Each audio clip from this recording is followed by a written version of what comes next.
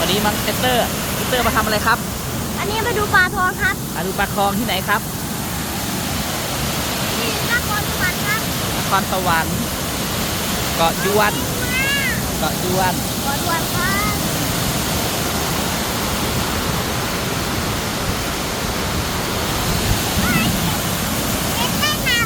ไหนเย็นไหมตรงนี้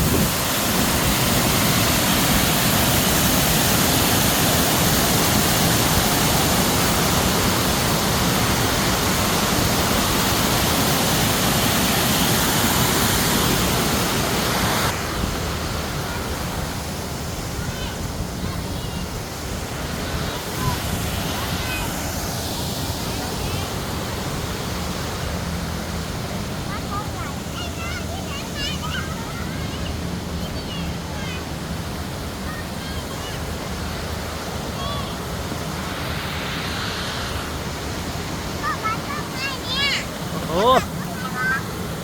ปลาอะไรเนี่ยปลาทองครับปลาครับ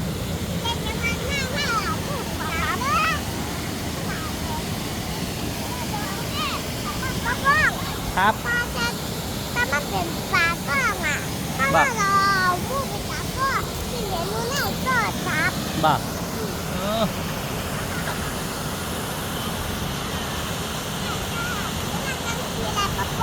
นั่งแม่